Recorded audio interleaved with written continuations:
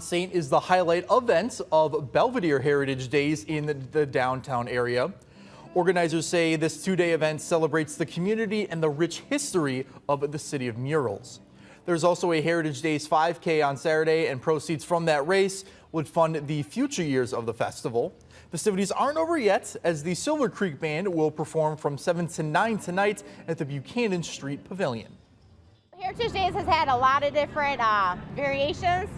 So the car show and paint on state, it's relatively new, last 10 years. The parade and fireworks have always happened. Outdoor activities, they kind of have a cycle, and you know, once an event's not popular anymore, then we replace it with a new one.